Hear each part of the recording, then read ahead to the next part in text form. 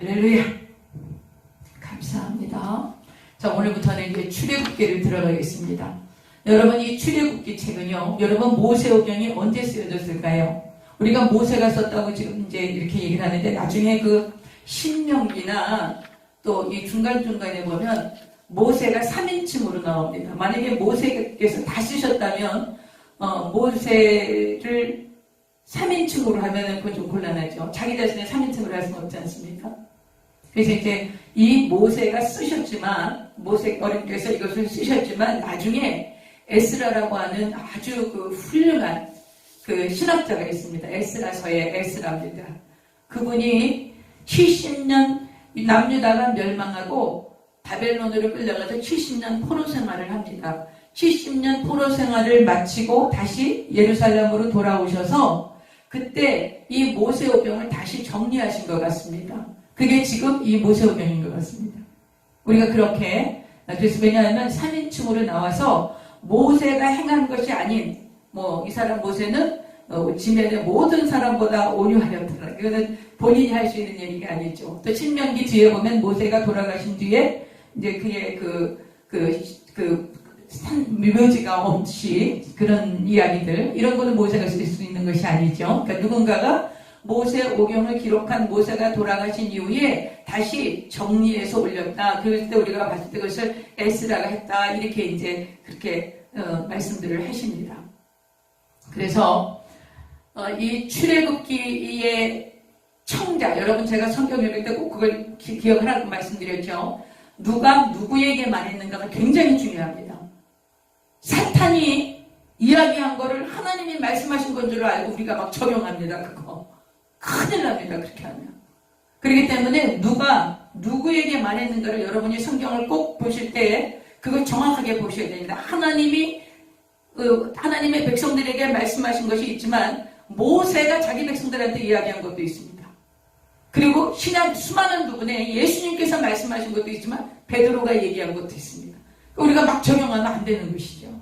그래서 누가 누구에게 말했는가는 굉장히 중요합니다. 그럼 이 창세기는, 이 창세기 출애굽기 이 모세오경은 누가 얘기한, 누가 적은 것입니까? 모세가 누구에게 얘기한, 이스라엘 백성들에게 전해주는 것입니다. 그러면 창세기 이 시대에 이스라엘 백성들이 있었습니까? 없었습니다. 이스라엘 가정, 야곱의 가정 70명이 애굽으로 내려가서, 이 애굽으로 내려가서 이제 400년이 지나서 한 민족이 된 것입니다. 근데 이 민족이 너무나 고생스럽게 그 노예 생활을 하다가 하나님께서 모세를 보내서 탈출시킵니다. 그러면 이제 탈출해서 그 어떤 시점에 시내산에 내려와서 19장에 하나님이 임재하십니다. 이스라엘 백성들한테. 내려오세요, 하나님이. 강림하시는 거예요. 시내산에. 어마어마합니다. 출애굽기 19장 보시면. 그 강림하셔서 이제는 내가 너희하고 언약을 세우고 너 내 백성이다. 그러면서 20장에 10계명 딱 주십니다. 이렇게 하나님께서 임재하셔서 너희가 내 백성이라고 하셨을 때 이스라엘 백성들은 실제로 이 하나님, 자기네들을 애굽에서 탈출시킨 이 하나님이 어떤 분이신지 몰랐습니다. 그렇기 때문에 그 하나님이 어떤 분이신지를 이 이스라엘 백성들 400년 동안 노예 생활에 그 노예에 그 의식화되어 있는 이 이스라엘, 이 히브리 백성들에게 너희를 애굽에서 탈출시킨 하나님, 그 히브리인의 노예의 신, 이 여호와가 누구신지를 알려줘야겠습니다. 그래서 이 모세오경은 창세기를 기록한 것입니다. 그러니까 모세는 이것을 기록해서 이스라엘 백성들에게 알려줄 때 이스라엘 백성들에게 하나님의 제일 첫 번째 누구라고 소개합니까? 창조주로 소개하시는 것입니다. 창조주. 너희를 구원하신 애굽에서 너희를 탈출시킨 이 여호와는 창조주라는 것을 말씀하고 있는 것입니다. 그것을 처음에 가르치는 것입니다. 그래서 창조주 하나님이 모든 만물을 창조하시고 인간을 하나님의 모양과 형상대로 창조하셨다고 가르칩니다. 그리고 인간이 하나님을 반역하게 됩니다. 하나님이 모든 것을 다 먹을 수 있어. 그러나 이것만은 먹지 마라. 이것은 하나님께서 하나님의 그 권위에 도전하라든지 말라든지 그런 의미가 아닙니다. 하나님의 모양과 형상대로 우리 인간을 지으셨다라고 하는 증거인 것입니다. 왜 그렇습니까? 우리를 강압하지 않으신다는 거예요. 우리를 억압하지 않으신다는, 우리를 강요하지 않으신다는 거예요. 하나님께서 우리에게 하나님의 모양과 형상대로 우리에게 자유의지를 주셔서 우리가 선택하고 결정하도록, 그리고 거기에 대해서 우리가 책임져야 한다는 것을 하나님께서 가르쳐 주시는 것이죠. 그것이 선악을 알게 하는 나무의 열매였어요. 그리고 그 하나님의 말씀에 불순종하고 결국 불신앙함으로 불순종했을 때 그것이 죄라는 것을 하나님께서 깨닫게 하신 거죠. 그리고 그 범죄했을 때 하나님께서 계속 아담을 찾으시죠. 아담아, 내가 어디 있느냐. 여러분, 이 음성을 그냥 성경이 이렇게 했구나. 아담아, 내가 어디 있느냐. 하나님이 이렇게 말씀하셨구나. 하나님 그때 깜빡 어디 숨었는지 모르셨나? 여러분, 그렇게 읽지 않으시죠? 저는 그걸 읽을 때 하나님의 눈물이 보이는 거예요. 하나님이 조마조마하시는 거. 하나님이 가슴 아파하시는 거. 하나님이 애달파하시는 거. 아담아, 내가 어디 있느냐? 이것은 무슨 말씀이세요? 아담아, 회개해야 돼. 돌아서 잘못했지? 잘못했다고 하렴. 이 음성이셨던 거예요. 하나님 지금도 우리에게 그렇게 말씀하시죠. 얘야, 너 어디 있니? 얘야, 너 지금 어디 있니? 그렇게 말씀하세요. 그 무슨 음성이에요? 얘야, 돌아와야 하지 않겠니? 네가 내 집으로 돌아와야 되지 않겠니? 네가 내 모양과 형상대로 지원받았잖아. 네가 내 자녀야. 내게로 와야 하지 않겠니? 그렇게 말씀하신 거였어요. 그러나 죄가 이미 들어가서 눈이 밝아져서 자기가 선악의 기준이 되는 것은 더 이상 나는 하나님이 말씀하신 대로 하지 않을 거야. 그래서 계속 책임전거를 하면서 이제 그 죄성을 가지고 타락하기 시작하지요.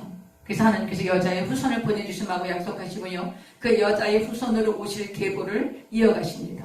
그래서 가인과 아벨이 나오죠. 그래서 아벨이 죽은 다음에 셋이라는 아들을 낳게 하시고 그 셋의 아들 중에 노아가 나오게 하시죠. 그 노아를 통해서 하나님이 온 인류가 온 땅에 퍼졌었는데 노아를 통해서 하나님 심판하실 수밖에 없도록 그 첫 번째 물로 심판하시는 홍수 심판이 임하고, 그러나 그럼에도 불구하고 그 노아의 자손들이 퍼져가면서 또다시 인류는 하나님을 반역합니다. 바벨탑을 쌓고, 그래서 하나님께서 언어를 흩으시켜줘서 언어가 동일한 종족끼리 흩어져서 지금 온 세계 인류가 흩어지게 된 것이지요. 그러고 나서 하나님께서는 계속 여자의 후손인 예수 그리스도를 오실 계보를 이어가기 위해서 하나님이 사람을 찾으셨어요. 거기에 누가 보인 거예요? 아브라함이 보인 거예요. 하나님이 아브라함을 선택하시죠. 그리고 아브라함 이후에 이삭을 택하시고, 이삭 이후에 야곱을 택하시고, 야곱을 통해서 하나님이 12아들을 낳게 하시고, 그 12아들을 통해서 12지파가 나게 하시는 것입니다. 그 11번째 아들인 요셉을 통해서 하나님께서 애굽에 이 70인의 야곱의 가족을 출애굽시킵니다. 아직까지 애굽으로 옮겨가시는 거죠. 애굽으로 옮겨가게 합니다. 70명의 가족이. 그래서 애굽으로 옮겨가서 거기서 430년을 살게 되는데, 여러분, 애굽에, 그러니까 지금 여기서 창세기 요셉이 돌아가셨더라 이렇게 말씀하시잖아요. 요셉이 돌아가신 후부터 모세가 출생할 때까지가 280년 기간입니다. 어떻게 해요? 요셉이 돌아가신 시점에서부터 모세가 출생할 때까지 280년, 그러니까 지금 우리가 창세기 50장 26절을 끝내고 출애굽기 1장 1절을 보는 동안에 몇 년이 흘러갔어요? 280년이 흘러간 거예요. 그럼 280년 해서 모세가 출생했습니다. 근데 모세가 언제 출애굽합니까? 80세에 합니다. 그럼 360년이지 않습니까? 그렇죠? 그런데 360년인데 요셉이 몇 살에 옵니까? 야곱의 가족들이 몇 살에 애굽으로 들어옵니까? 39세가 됐을 때 이 요셉이 형들을 만나게 됩니다. 그러니까 한 40세 때쯤 아버지와 모든 가족들이 애굽으로 들어왔다고 보는 것입니다. 그러면 이 요셉이 몇 살에 돌아가십니까? 110세에 돌아가십니다. 그러면 요셉이 한 40세 때 모든 가족이 애굽으로 이주했다고 보면 약 70년이 지난 것입니다. 그러면 요셉이 70년, 110세, 그러니까 40세에 애굽으로 들어와서 70년 있었고, 그 모세가 요셉이 돌아가신 이후에 지금 모세가 태어나기까지가 280년이라는 세월이 지났고요. 280년 후에 모세가 태어난 후에 80년 후에 80살이 된 후에 출애굽이 됩니다. 이것을 정확히 계산하면 430년입니다. 이해가 되셨죠? 네. 이해가 되셨어요. 요셉이 돌아가시고 모세가 출생할 때까지, 그러니까 50장 마지막 절부터 출애굽기 1장이 시작되는 시점이 280년이 지나간 거예요. 그리고 280년이 지나갔는데 80년 후에 모세가 80세 된 후에 출애굽이 시작됩니다. 그런데 뒤에 40세에 요셉이 40세에 모든 가족이 애굽으로 이주했기 때문에 애굽으로 이주한 그 횟수는 430년이 정확하게 됩니다. 여러분, 이 숫자 계산이 막 정확하게 딱 맞아 떨어야 된다. 성경은 틀림없는 책이니까 이 숫자가 정확하게 맞아 떨어야 된다. 그런 개념을 좀 내려놓으셔야 돼요. 왜냐하면 이런 역사적인 기록들이 앞으로 우리가 이제 출애굽하는 그 연도도 여러 가지 견해가 많습니다. 우리가 출애굽한 연도를 1446년으로 보는데 이것을 이렇게 46년으로 정확하게 볼 수 있는 건 이 솔로몬이 나중에 성전을 짓습니다. 근데 성전 짓는 연대가 정확하게 나옵니다. 그래서 성전 짓는 연대가 출애굽한 지 몇 년 뒤나 이게 정확하게 나오기 때문에 출애굽한 연도를 1446년으로 우리가 책정할 수가 있게 되는 것입니다. 근데 이제 이것도 또 우리 라암셋 같은 이런 그 도시가 건설된 거를 이집트의 그 문헌을 보면, 왕조를 보면 한 1200년대로 또 이게 뒤를 미뤄집니다. 그래서 여러분, 이런 것들을 가지고 갑론을박하지 마시고, 이런 견해도 있고 이런 학설도 있다. 이런 학설들이 이렇게 있다. 그러나 이제 우리는 열왕기 그 하에 솔로몬이 성전 지은 그 시점으로 비롯해서 우리는 1446년에 BC입니다. 이건 예수님 오시기 전 1446년 모세가 80세 되던 해에 출애굽했다고 보는 것입니다. 그래야 사사기에 300년 동안 사사시대가 열리고, 그리고 이스라엘의 이 왕이 세워지고, 그 왕조가 세워지는 그 연도가 맞습니다. 이렇게. 그래서 우리는 이제 1446년을 이것을 뭐 이른 출애굽이다, 1200년대를 늦은 출애굽이다. 그래서 이런 학설을 각자 이렇게 선택합니다. 그러나 우리는 가장 합리적이고 또 모든 대부분의 그 학자들이 인정하시는 1446년도 이 학설을 우리는 지지합니다. 여러분, 제가 왜 이런 얘기를 하냐면, 여러분이 아무것도 모르고 막 성경 읽다가 누가 이거 틀렸어 이렇게 하고 이건 원래 이거야 그렇게 하고 막 들이대는 사람들이 있을 거예요. 그러면 여러분 막 당황하세요. 당황하지 말라고. 빠른 출애굽설이 있어요. 늦은 출애굽설이 있어요. 빠른 출애굽설은 이 열왕기하 6장에 나타나는 그 솔로몬이 성전 짓는 시기에 있었던 일을 쭉 얘기하면서 연도를 계산했을 때 정확하게 1446년이 나옵니다. 1200년대 BC 1212세기에 출발했다. 이거는 이집트 역사에 의하면 거기서 라암셋과 비돔성을 건축했다 그러거든요. 근데 이 비돔과 라암셋 성을 건축한 거는 BC 1200년도 12세기 이렇게 됩니다. 그러니까 이제 그런 것을 주장하시는 분도 있어요. 그러나 그것이 중요한 것이 아니라 출애굽을 했다라는 것이 중요한 것입니다. 우리 그런 거에 막 그런 설에 여러분 시달리지 마시고, 이런 학설이 있는데 이런 것을 이렇게 주장하시는구나. 이제 이렇게 연구를 많이 하시고 공부를 많이 하시는 이런 분들이 이런 걸 이렇게 막 주장하시는데, 그러니까 우리는 이제 이 열왕기 하에 있는 그 말씀을 따라서 1446년도 출애굽한 것으로 우리가 주장합니다.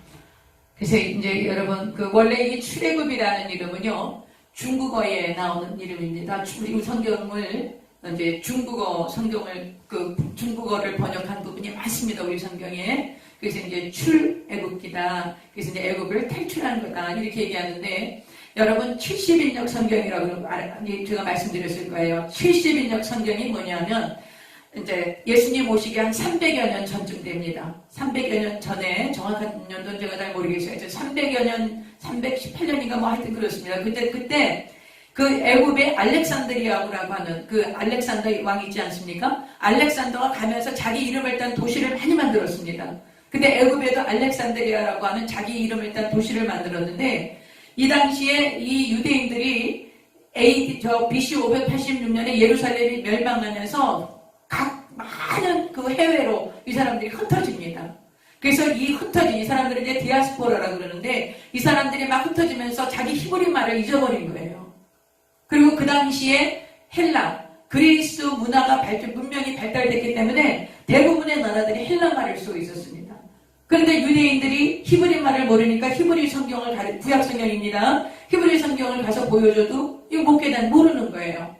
그래서 이제 이 히브리 성경, 구약 성경을 헬라어 말로 번역을 하도록 그 알렉산드리아의 70명의 그 히브리 학자들, 그러니까 서기관이나 뭐 이 정도 되는 분들이겠죠. 이런 학자들을 모셔서 그 알렉산드리아에서 이 구약 성경을 히브리 말로 된 구약 성경을 헬라 말로 번역합니다. 그것이 이제 70명이 모여서 70명의 학자가 뭐 73명인가 또 그렇습니다. 정확하게 70명이 아니고 근데 이제 그 70명의 학자들이 이 번역한 성경, 그래서 헬라 말로 구약 성경을 번역한 것을 우리가 70인역본이다 이렇게 합니다. 그래서 여러분이 70인역본이 뭔가 여러분 이 성경의 원본은 없습니다. 이게 전부 지금 사본을 이게 번역해 놓은 거기 때문에 여러분이 이 70인역본도 이제 사본이 되는 것이죠. 그래서 이 70인역본은 최초로 히브리 구약 성경을 헬라어 말로 번역해 놓은 성경입니다. 그래서 이제 우리가 이 헬라어 성경에는 이 출애굽을 엑소더스라고 얘기를 합니다. 엑소더스. 그러면 히브리 원어에는 뭐라고 했겠느냐? 히브리 원어에는 뭐라고 말씀하셨냐? 이름이 이러하다 이렇게 얘기해요. 히브리 제목은 뭐라고요? 이름들은 이러하다.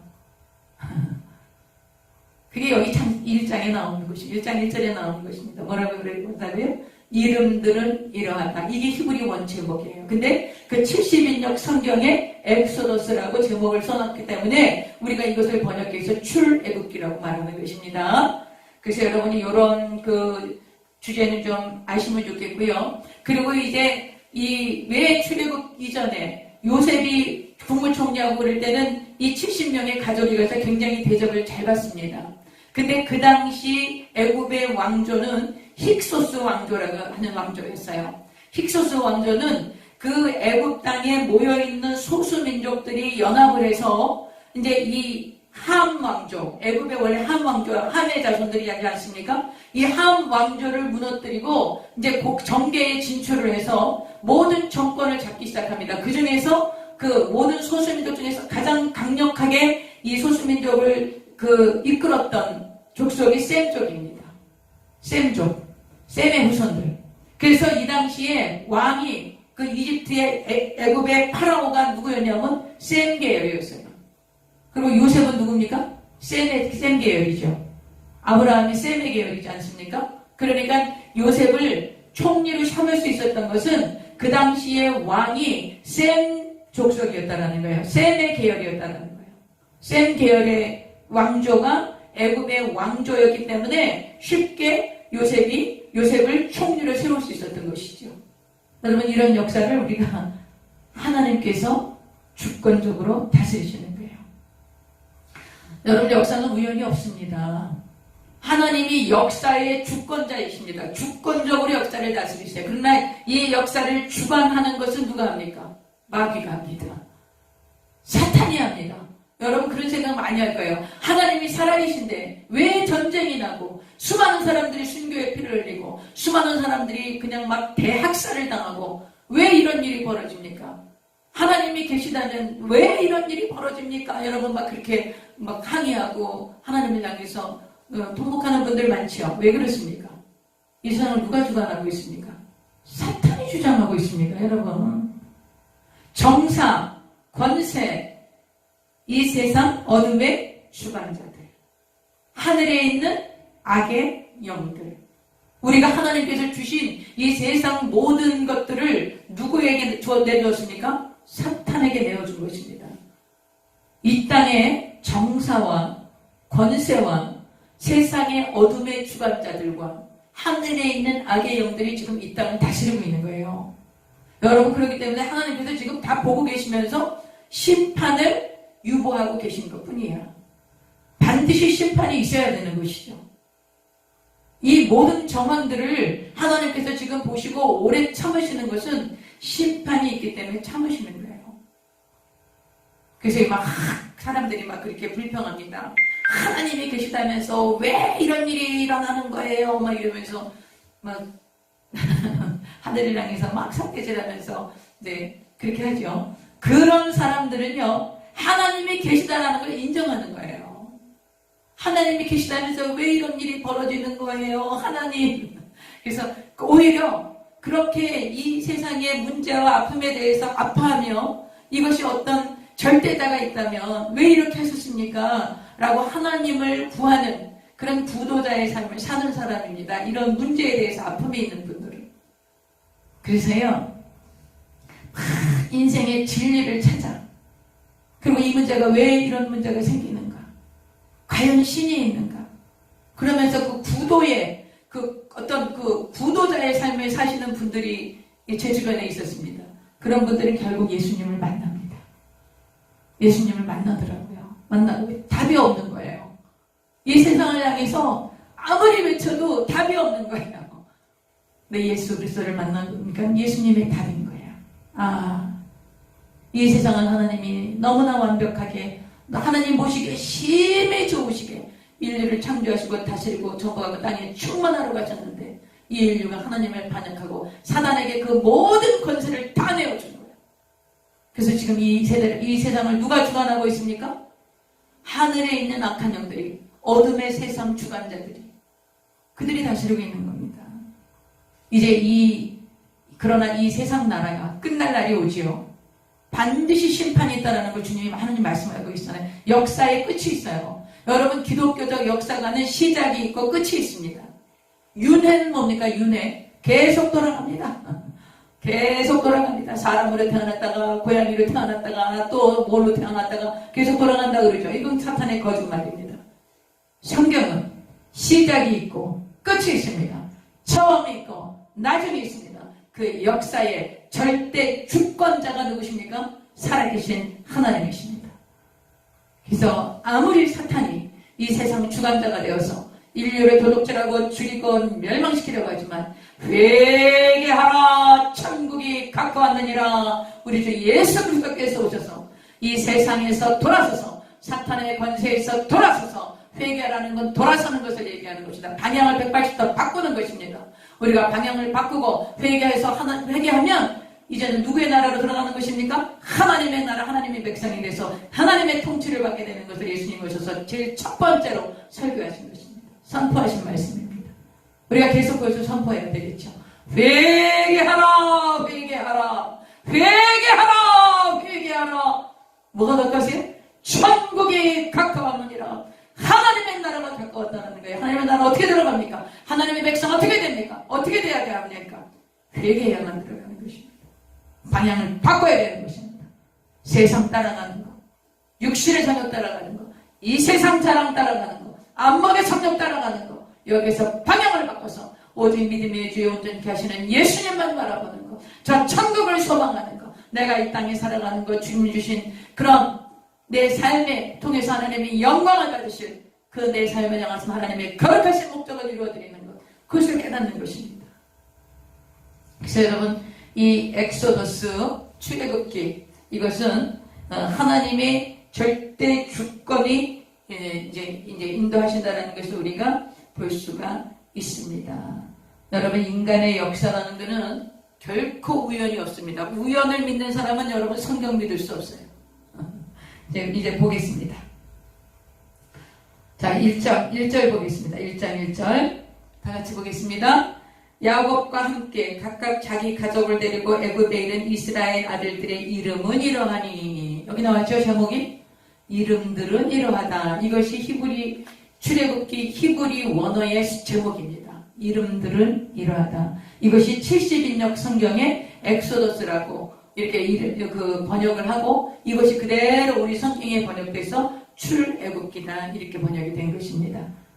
자, 이런 거 이렇게 정리를 해놓으시면은요, 나중에 여러분이 성경을 읽을 때도 굉장히 유익하고요. 그리고 여러분이 이 성경을 잘 읽으시고 성경을 잘 깨달으신 다음에 누군가를 가르치셔야 해요. 여러분, 예수님 믿고 복 받는 거 맞습니다. 예수님 믿고 병 고침 받는 거 맞습니다. 그런데 왜 그런지, 그 예수님은 어떤 분이신지, 우리가 왜 병 고침을 받고 왜 하나님께 복을 받는지, 그 분명한 원인을 우리가 분명한 근거를 제시해야 합니다. 그래서 여러분이 성경의 이런 부분들을 잘 기억하셨으면 좋겠습니다.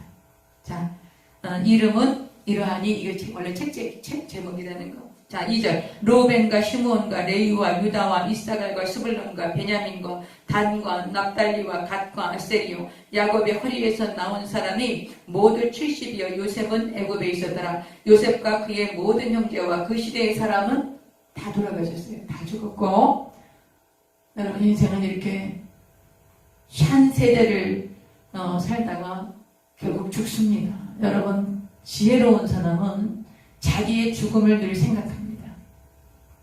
우둔한 자는, 미련한 자는 자기가 평생 살 것처럼 삽니다. 여러분, 지혜로우시기 바랍니다. 죽음 뒤에 반드시 심판이 있습니다. 그러므로 여러분, 우리는 현자가 되셔서 지혜롭게 사시기를 바랍니다. 7절. 이스라엘 자손은 생육하고 불어나 번성하고 매우 강하여 온 땅에 가득하게 되었더라. 여러분, 제가 그 출애굽기, 여러분 이거 좀 그 옆에 책이 있으면 좀 이렇게 메모를 해놓으시면, 공간이 있으면 메모를 해놓으시면 좋겠어요. 이 출애굽기, 제가 아까 이른 출애굽이라고 그랬는데, 이것을 왜 이른 출애굽의 근거가 뭐냐면, 열왕기 하를 보시면요, 열왕기 하 6장 1절 보면 솔로몬이 성전 건축한 해가 나옵니다. 나중에 찾아보세요. 6장 1절 보면 솔로몬 4년 출애굽한 후 480년째 되는 때 이 성전 건축을 했다고 나와요. 그러니까 정확하게 출애굽이 언제인지 정확하게 계산할 수 있습니다. 1446년입니다. 우린 이것을 주장하는 것입니다. 성경을 근거로 해서. 자, 보겠습니다. 1장 8절을 보겠습니다.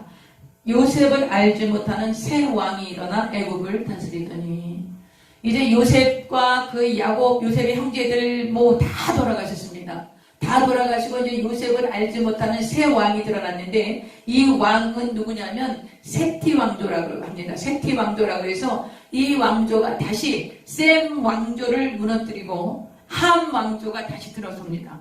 원래 이 애굽은 함 왕조가 다스리던 나라였죠. 그런데 요셉이 들어가던 시절에 약 150년에서 200년간만 셈계의 왕조가 들어섰습니다. 그런데 다시 이 셈 왕조가 무너지고 함 왕조가 다시 들어섰으니까 이제는 셈족 계통이었던 요셉의 가족들, 요셉의 자손들은 학대를 받게 되어 있는 거죠. 그래서 이제 이때 왕조가 세티 왕조다, 이렇게 우리가 역사책에 보면 그렇게 나옵니다. 요 세티 왕조. 그래서 9절. 그가 그 백성에게 이르되 이 백성 이스라엘 자손이 우리보다 많고 강하도다. 이 생육하고 번성하는 거예요. 히브리 민족들이요. 그 생육하고 번성해서 막 그 자녀들을 많이 낳고 이렇게 되니까 이 사람들이 다시 그 셈 계열의 사람들과 셈족들, 그때 애국 땅에 살고 있는 셈족들과 다시 힘을 합쳐서 쿠데타를 일으키면, 우리 이 함 왕족이 지난번처럼 또 어려움을 당하고 우리가 왕조를 빼앗길 수도 있겠다. 그러니까 이 히브리 민족이 출산하지 못하도록, 아기를 낳지 못하도록, 인구가 늘어나지 못하도록 인구 억제 정책을 쓰게 됩니다. 보겠습니다. 10절. 자, 우리가 그들에게 대하여 지혜롭게 하자. 두렵건대 그들이 더 많게 되면 전쟁이 일어날 때에 우리 대적과 합하여 우리와 싸우고 이 땅에서 나갈까 하노라. 이 대적이 누굽니까? 자기의 왕조를 빼앗았던 셈족 계열의 사람들, 그 사람들과 이 히브리 민족이 막 생육이 증가해서 인구가 많아져갖고 합쳐서 쿠데타 일으킬 수도 있어. 그러니까 이거를 이제 인구 억제 정책을 써야 돼, 이렇게 생각을 하는 것이죠. 그래서 11절. 감독들을 그들 위에 세우고 그들에게 무거운 짐을 지어 괴롭게 하여 그들에게 바로를 위하여 국거성 비덤과 라암셋을 건축하게 아니라, 여러분 제가 어저께 말씀드렸지만 고센 지역에 비돔과 라암셋을 짓는 거예요. 이해하시겠죠? 비돔과 라암셋이라는 건 고센 지역의 어떤 한 지역을 정해서 거기에다가 비돔성 또 이 라암셋 그 왕궁을, 그 바로의 왕궁을 짓는 것이죠. 이 고센 땅이 굉장히 비옥한 땅이었다고 합니다. 거기 이제 성을 건축하게 하는데 12절 보겠습니다. 그러나 학대를 받을수록 더욱 번성하여 퍼져나가니 애굽 사람이 이스라엘 자손으로 말미암아 근심을 하는 거예요. 학대하면 좀 막 그 일 많이 시키고 피곤하면 그냥 집에 쓰러서 집에만 가면 피곤해서 잠들어서 이제 아기를 낳을 수 없을 거라고 생각했는데 그렇지 않은 거예요. 점점 더 이제 아기들을 더 많이 낳게 되는 것이죠. 무슨 역사겠습니까, 이것이? 하나님의 역사입니다. 여러분, 이 인구가 많아지는 게 힘입니다. 인구가 감소되는 건 나라가 스스로 멸망하는 거예요. 그래서 하나님은 하나님의 나라가 온 땅에 충만하게 해서 생육하고 번성하고 땅에 충만하라, 정복하고 다스리라고 말씀하신 거예요. 그렇기 때문에 인구 감소 정책을 했던 것은 완전히 실수인 것입니다. 제가 또 말씀드렸죠? 우리가 아이들 낳았을 때 80년대, 70년대 이때 아이 셋 낳으면 의료보험도 해당이 안 되는 그런 일이 있었습니다. 그 남편들 예비군 훈련 가면 정관 훈련시키고, 여러분 그게 지금 이제 40년밖에 안 됐는데 지금 인구 감소가 돼서 나라가 지금 아주 얼마나 만약에 이대로 나가서 결혼을 하고 자녀 낳는데 뭐 어떻게 되겠습니까? 나라가 없어지는 것입니다. 여러분, 심하게 얘기하면, 극단적으로 얘기하면 이렇게 인구가 계속 감소되면 나중에 이 나라는 아무 힘이 없어지고 어느 나라인가 먹히는 것입니다. 그렇기 때문에 그 가나안 농고등학교의 김용기 장로님, 그분이 그 당시에 전국을 다니시면서 산하지 않으면 안 된다고 외치셨던 거예요. 산하지 않으면 안 된다. 나올 수 있을 때까지 우리나라 인구가 1억이 돼야 된다고 그러셨어요. 그렇게 외치셨어요. 1억만 되면 땅덩어리 좁아서 먹고 살기 없기고 막 그렇게 그 당시 힘들고 살기 힘들고 그랬지만 1억만 되면 전 세계를 뻗어나갈 거고 결국 하나님이 이 나라를 강하게 하실 것이고 하나님께서 이 나라를 하나님의 합당하게 하나님 쓰실 것이다. 그렇게 그런 선지자들이 있었어요. 그런 분이 계셨는데 그분 말씀 듣습니까? 안 들었습니다.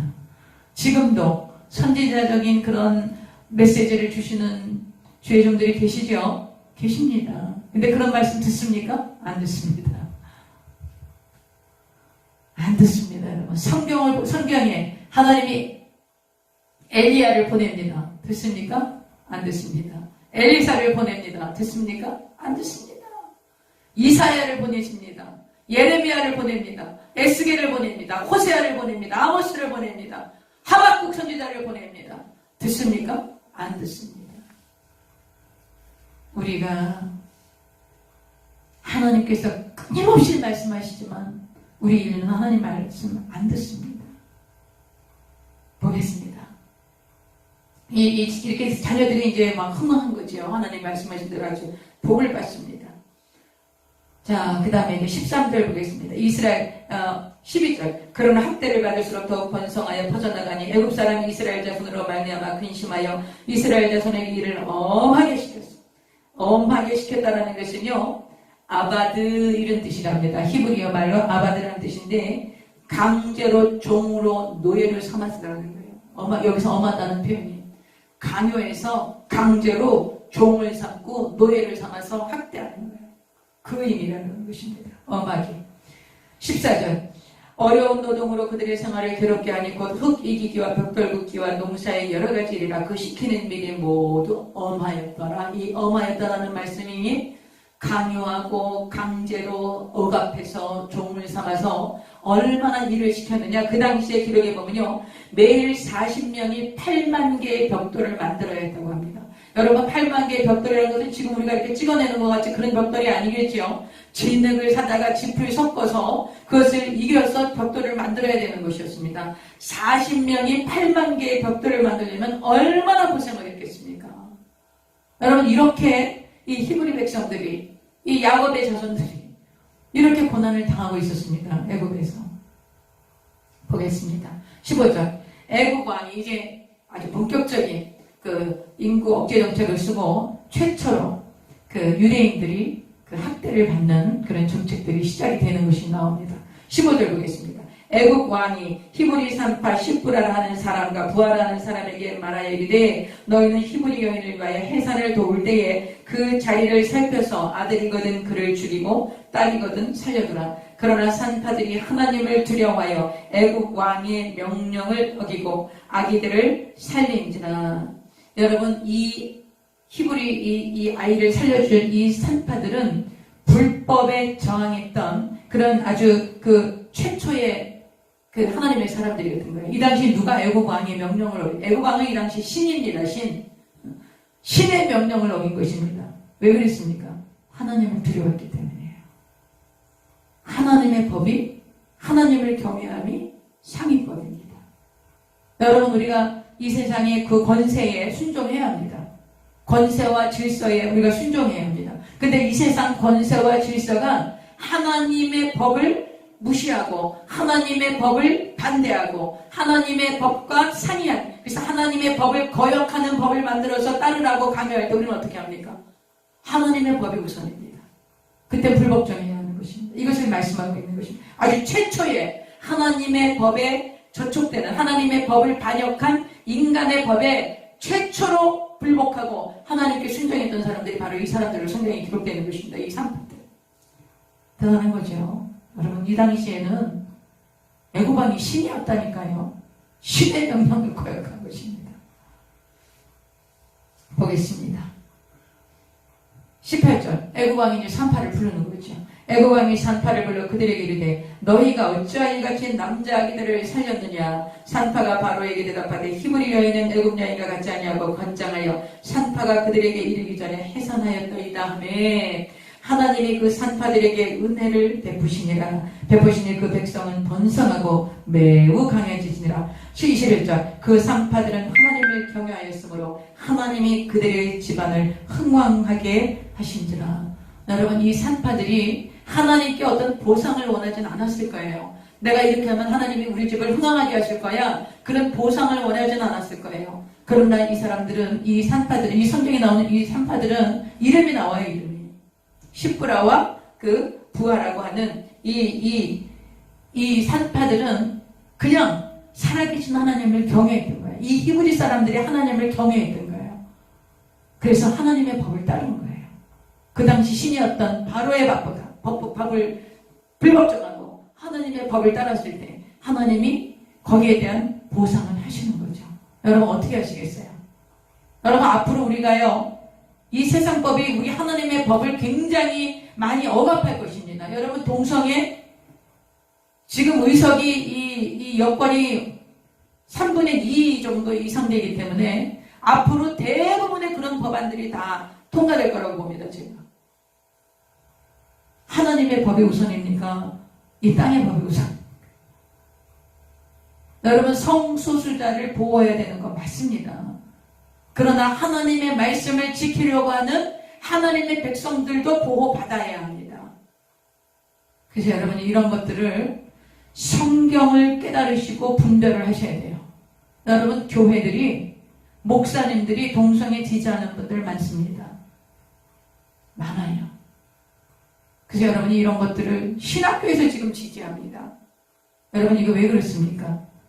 사탄이, 악한 영이 지금 신학교를 잡고 있고 수많은 목회자들에게 그 뿌리를 그런 신학교에서 배워갖고 온 겁니다.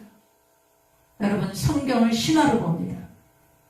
이런 하나님께서 역사하시는 이런 초월적인 그런 어떤 그런 이런 일들을 그 신적인 초월적인 이런 사건들을 이것을 신화로 봅니다. 여러분, 이런 것을 교육받고 나와서 목회를 하는 그런 목사님들이 공산주의를 지지합니다. 동성애를 지지합니다. 그리고 성도들이, 그런 목사님들이 젊고 유능하고 실력 있고 멋지고 굉장히 그럴듯하기 때문에 거기 따라갑니다. 그러시면 안 돼요. 그건 아닙니다. 여러분, 성경은 그렇게 말하고 있잖아요. 여러분, 성경은 절대 기준입니다. 하나님만이 절대선이고 절대악이십니다. 상대적인 그런 선악은 그것은 사탄이 우리를 미혹해 하는 것입니다. 시대를 따라서 만약에 선과 악이 시대를 따라서 달라져야 한다면 그것은 진리가 아닙니다. 진리는 모든 시대를 초월하고 모든 사람을 초월하고 모든 역사 속에서 진리는 진리여야 합니다. 변하지 않아야 합니다. 절대선이어야 합니다. 절대 그것이 성경입니다. 성경을 내 마음대로 해석하고 시대에 맞게 이 시대가 이라니까 성경도 이렇게 변해야 된다? 여러분 그거는 더 이상 진리가 아닙니다. 여러분 그런 거 따라가시면 안 됩니다. 제가 그래서 여러분 성경을 가르치기를 시작했던 거예요. 우리 성도들이 기준이 없어. 막 넘어가는 거예요. 신천지에 왜 넘어갑니까? 그 말도 안 되는 14만 4천 명이 그 유대인인 것입니다. 그거. 계시록에 나온 14만 4천 명. 유대인 12,000명, 12지파 14만 4천 명입니다. 그게 왜 갑자기 대한민국에 14만 4천 12지파가 왜 나타납니까? 거기. 이런 말도 안 되는 것을 왜 넘어갑니까? 성경을 공부 안 하니까. 성경을 안 가르쳤기 때문에 그런 겁니다. 여러분 이건 목사님들 책임입니다. 그래서 여러분 성경 여러분 잘 배우셔서 잘 깨달으셔서 진리 가운데 서셔서 진리가 우리를 자유케 하십니다. 그래서 여러분이 잘 가르치셔야 돼요. 여러분 하는 예수님께서 우리에게 그렇게 말씀하셨어요. 하늘과 땅의 모든 권세가 내게 있으니 너희는 모든 족속으로 제자를 삼아 아버지와 아들과 성령의 이름으로 침례를 베풀고 그 제자 삼아서 뭐하라고 했어요? 내가 너희에게 분부한 모든 것을 가르쳐서 지키게 하라. 어떻게 한다고요? 가르쳐 지키게 하라는 거예요. 볼지어다 내가 세상 끝날까지 너희와 항상 함께 있으리라. 제가 여러분 여기 이 성경 읽독을 시작하면서 여러분 이게 만만치 않습니다. 매일 한다는 거. 일주일에 한 번 하는 것도 준비하느라고 얼마나 목사님들이 정말 최선을 다하시는데 저는 이거 매일 해야 되기 때문에 매일 이걸 준비하느라고 정말 꼼짝도 못하겠습니다. 이걸 이제 1년을 제가 다짐을 한 것이죠. 그래서 하나님께 하나님 제가 이거 못할 수도 있습니다. 이거 제가 이게 보통 일이 아닙니다. 어떻게 하면 좋을까요? 그리고 막 어느 날은 정말 너무나 어려움이 있었어요. 여러분 잘 모르셨을지 모르지만 이제 제게 굉장히 어려움이 있었어요. 그런데 해가고 있는 거예요. 그리고 주님께서 제 마음에 부어주신 것이 네가 결정한 거에 대해서 내가 너랑 함께 할 거야. 그렇게 은혜를 주셨어요. 그래서 정말 하나님 굉장히 기뻐하시는 일입니다. 이거 지금 성경을 가르치는 거. 그래서 여러분 끝까지 계시록까지 가는 겁니다. 우리가. 제가 아주 충성하겠습니다. 갑시다 우리. 자 이제 보세요. 또 보겠습니다. 이제 흥왕하게 하셨습니다. 22절 보겠습니다. 그러므로 바로가 그의 모든 백성에게 명령하여 이르되 아들이 태어나거든 너희는 그를 나일강에 던지고 딸이거든 살려두라 하였더라. 이것이 최초의 유대인 박해 사건입니다. 이것이. 그래서 이 당시에 얼마나 많은 유대인 남자 아기를 나일강에 버렸을까. 약 이 기간이 지금 이 기간이 이제 모세가 이 기간에 태어납니다. 이 아기를 버리라고 한 그 기간에 태어나는데 약 10년 동안 남자 아기들을 나일강에 버렸다고 합니다. 어마어마한 거죠. 그러니까 나중에 하나님이 다 갚으시죠. 어떻게 갚습니까? 애굽의 모든 장자를 하나님이 다 죽여버리십니다. 가축들의 장자까지, 가축들의 첫 새끼까지 하나님이 다 죽여버리십니다. 여러분, 하나님이 갚으신다는 것을 성경에 꼭 보셔야 돼요. 하나님이 선한 것도 갚아주세요. 여러분, 이 산파들, 하나님을 경외했던 이 산파들을 하나님이 흥왕하게 하셔서 그 선한 것에 대해서 갚으셨어요. 이 애국 왕이 더 이상 유대인들이 생육하지 못하도록 어린 아기들을 나일강에 죽인다. 여러분 이 나일강에 빠뜨린 그런 그림들이 지금 벽화에 나와 있습니다. 이 아기들을 죽이는 벽화, 나일강에 던지는. 이것을 근 10년 이상 했다고 합니다. 그럼 얼마나 많은 유대인 아기들이 죽었겠습니까? 이것을 하나님께서 단번에 갚으시는 거죠. 여러분 이 애굽에 나타난 이 10가지 재앙은 나중에 요한계시록에 7 인심판이고요. 7 나팔 심판이 있습니다. 그리고 마지막 7 대접 심판이 있습니다. 이것의 모형입니다. 뭘 말씀하시고 싶으셨던 거예요? 하나님께서 모세를 통해서 애굽을 탈출시키시면서 하나님께서 우리에게 뭐를 말씀하시고 있는 걸까요? 마지막, 역사의 마지막에 하나님께서 반드시 심판하신다는 것을 우리에게 말씀하고 있는 것입니다. 여러분, 그렇기 때문에 우리가 예수님을 믿는다는 것은 죄로 말미암아서 하나님을 반역했기 때문에 우리가 받아야 할 모든 심판을 누가 받으신 것입니까? 예수 그리스도께서 받으신 것입니다. 그래서 우리가 더 이상 예수님의 우리 대신 심판을 받으셨다. 그 증거가 무엇입니까? 피입니다. 동물의 피. 구약성경은 계속 동물을 잡아서 그 피를 뿌려서 이스라엘 백성들이 죄를 대속했습니다. 그러나 예수님께서 오셔서 단번에 영원히 그 보배로운 피를 뿌려서 우리의 모든 죄를 대신 속죄하신 것입니다. 이제 예수님을 믿지 않으면, 예수님의 나를 위해서 십자가에 죽으시고 내 모든 죄를 대속하신 그 은혜를 받아들이지 않으면 인류에게는 아무 희망이 없다는 것입니다. 이제 그 심판을 받아야 되는 것입니다. 하나님의 심판을 받아야 돼요. 그 심판이 이 10가지 재앙이 나타나고요. 계시록 7인, 7나팔, 7대접에 아주 적나라하게 기록해 놓으셨습니다. 여러분, 반드시 심판이 있다는 것을 우리가 기억하고 살아야 합니다. 그래서 여러분, 이 세상에 악이 횡행하는 것 같고 악이 이기는 것 같아. 왜 내가 착하게 살아야 돼? 맨날 손해보고 맨날 약자로 살고 그렇게 하나님의 뜻대로 사는 건 이거는 정말 어떤 때는 조롱당하고 비웃음당하는데 내가 왜 이렇게 살아야 돼? 내가 가진 권력과 돈과 명예를 가지고 내가 좀 다스리고 누리고 내가 좀 이렇게 살아야지. 근데 그렇게 이제 살면 거기에 대해서도 하나님의 대가를 지불하게 하실 것입니다. 그리고 악하게 산 사람은 악한 것으로 대가를 지불할 것이고 우리가 선하게 주님을 따라가면 또 그 선한 것에 풍성한 열매가 있을 것입니다. 성경이 이런 것들을 말씀하고 계신 것입니다. 오늘 1장을 하고요. 여러분, 출애굽기가 굉장히 중요한 책입니다.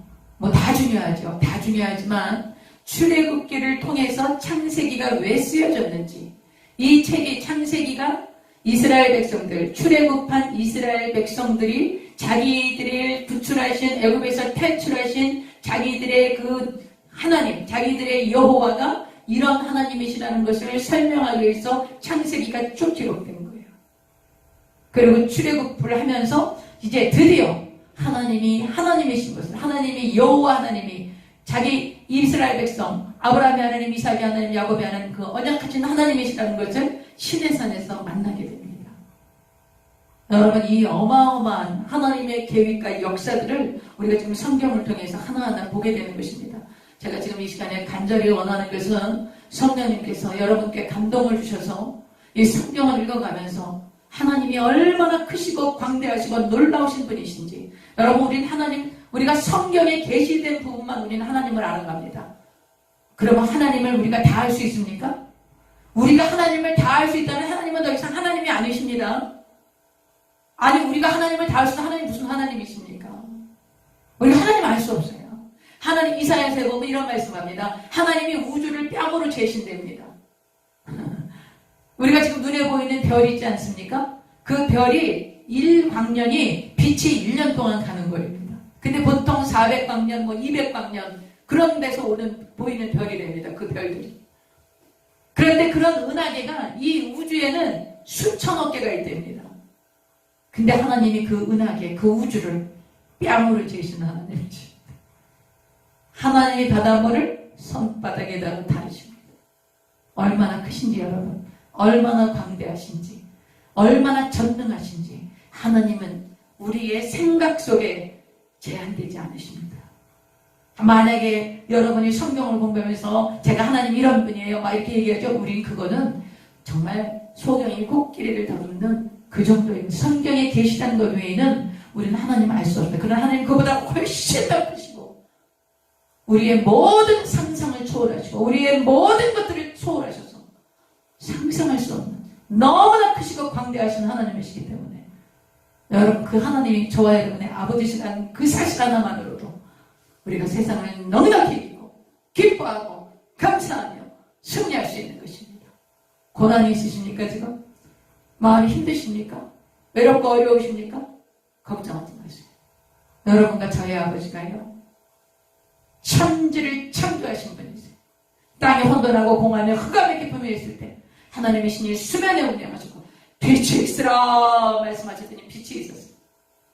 빛을 어둠에 빛을 창조하시고 빛을 낮이라 칭하시고 어둠을 밤이라 칭하시고 하나님 보시기에 좋으셨어요. 여러분 세상 만물을 창조하시고 저 여러분을 하나님 모양과 형상대로 창조하시고 생기를 불어넣으시고 생명이 되게 하시고 없는 것에 있는 것까지 부르시고 죽은 자를 살리시는 하나님, 그분이 저와 여러분의 아버지시라는 거예요. 여러분 이 하나님의 광대하심은 우리가 말로 설명할 수 없어. 우리 생각 속에 들어오시지 않아. 우리 생각 속에 제한되지 않으세요. 우리가 만약에 하나님을 다 알고 있게 된다면 그분은 더 이상 하나님이 아니에요. 결국 하나님 다 알 수 없어요. 이런 모든 하나님의 그 광대하심이, 그 놀랍고 크심이, 이런 말로 다 할 수 없는 하나님의 전능하심이, 우리가 그것을 깨닫는 겁니다. 성경을 보면서 하나님이 그런 분이시라는 것을 우리가 깨닫는 거예요. 하나님이 이런 분이야. 그 하나님이 나를 사랑하시고 나를 위해서 십자가의 몸을 찢고 피를 흘려 죽으셔서 나를 구원하신 거예요. 아, 내가 이 하나님, 그 하나님 내 아빠 아버지시. 그럼 여러분 이제 어떻게 사셔야 될지 마음에 담대함이 오시죠?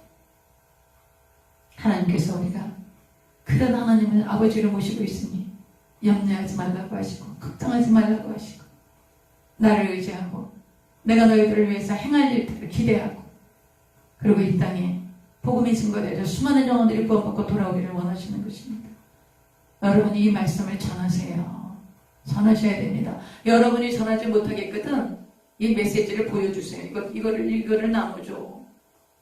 그래서 정말 많은 우리 성도들이 하나님이 어떤 분이신지 깨닫고 하나님을 사랑하고 정말 그분과 동행하며 살아계신 하나님이 내 아빠 아버지시라는 것에 대해서 정말 힘과 용기를 가지고 담대하게 성령님과 동행하는 그런 역사가 있으시기를 바랍니다.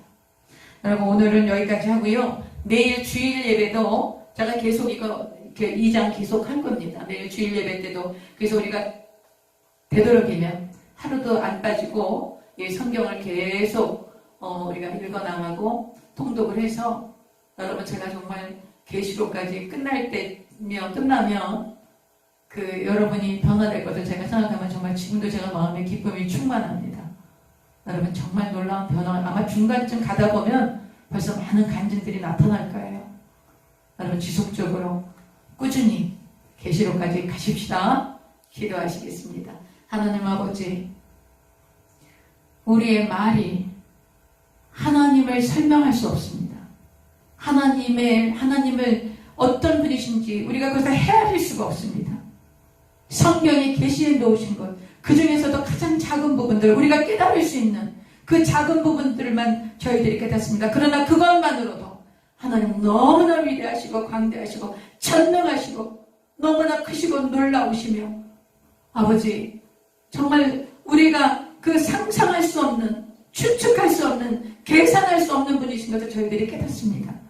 그분이 우리 아버지가 되셨으니 이 사실을 깨닫고 믿음으로 받아들인 모든 주의 백성들에게 감사와 기쁨과 자존감과 자신감과 이 세상을 다스리고 정복할 권세가 있음을 깨달아 세상을 이긴 자들이라는 것을 저들의 심령 가운데 깨닫게 하시고 또 그렇게 살도록 성령님 도와 주시옵소서. 우리 주 예수님만이 우리의 구주이시고 우리의 구원자이시고 우리의 구세주이십니다. 예수님 감사합니다. 예수님을 사랑하고 성령님과 동행하며 하나님 아버지를 영화롭게 하도록 이 말씀에 참여해서 함께 나누는 모든 지체들에게 역사하시고 임재하시고 책임져 주시고 강한 팔로 붙들어 주시옵소서. 예수님의 이름으로 기도드립니다. 아멘. 할렐루야. 오늘도 승리하셨습니다. 오늘 이제 내일 주일 출애굽기 2장을 여러분은 주일 예배 각 교회 가서 드리시고요. 나중에 저희 예배 때 해놓은 출애굽기 2장을 보시면 되겠습니다. 할렐루야. 오늘도 승리하셨습니다. 조금 기도하시고 그리고 쉬셨으면 좋겠습니다. 내일 주일 하나님의 은혜가 충만하시기를 바랍니다.